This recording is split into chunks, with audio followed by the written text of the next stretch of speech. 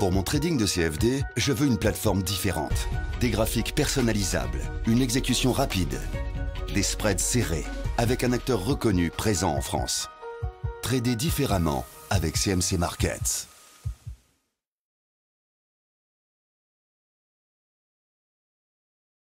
Bonjour, voici l'analyse du CAC 40 pour le 9 juin. Alors je vais faire un petit récapitulatif car il est bon des fois de revenir en arrière pour voir si l'analyse était correcte. Ici par exemple, je vous avais tracé un double bottom avec un objectif 4006 et vous voyez que nous sommes tout proche de ce point. Alors qu'est-ce que c'est qui a fait accélérer la chose? Alors bien évidemment, intervention de Draghi, le taux d'intérêt qui baisse de 0,25 à 0,15, il a modifié exactement trois taux. Donc le taux d'intérêt, le taux de prêt marginal qui lui, donc c'est celui qui, le taux de 24 heures, c'est celui qui vous intéresse puisque lorsque vous voulez contracter un prêt, vous allez voir que vous allez être bien avantagé. Il est passé de 0,75 à 0,40.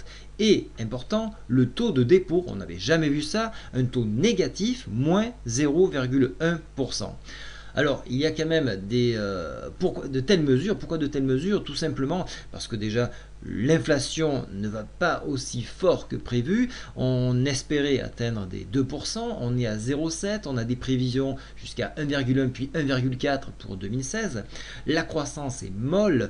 On attendait 1,2 cette année, nous n'avons que 1. Et les objectifs que nous attendons en 2015 étaient de 1,7 et 1,8 pour 2016. Donc vous voyez qu'on est vraiment très loin de ce point-là. Alors, Draghi a précisé qu'il y avait des rachats d'actifs en cours. Nous sommes très proches d'un quantitative easing à la mode américaine. Le Draghi a dit nous sommes prêts à intervenir massivement. Il a préféré sauver l'euro. Il a déjà sauvé l'euro. Va-t-il sauver donc l'Europe? On va le voir. Mais le retour donc de ces interventions-là se feront entre un an et demi. Donc soyez attentifs à savoir si on aura une répercussion. Dans le discours qu'il a tenu, là aussi, il a précisé qu'il avait encore des cartouches. Donc soyez très prudents. On pourrait voir un quantitative easing probablement en zone euro. Voilà.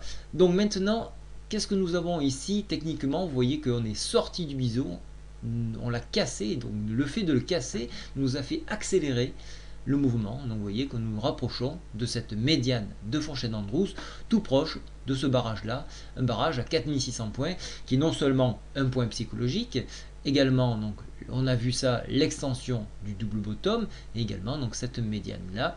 Vous voyez que nous sortons de la Bollinger, et on s'écarte fortement. Donc c'est le retour à la volatilité. Attention, quand on a un retour à la volatilité, nous sortons régulièrement, très souvent, de la Bollinger. Voici donc T1, T2, T3, nous sommes à l'extérieur de la Bollinger. Donc il serait bon bien évidemment de la réintégrer. En réintégration, on pourrait revenir chercher pourquoi pas la MM7 ici à 4547 points et en enfoncement venir chercher le bas de ce biseau qui correspond maintenant à la moyenne mobile 20 qui se trouve aux alentours de 4515 points.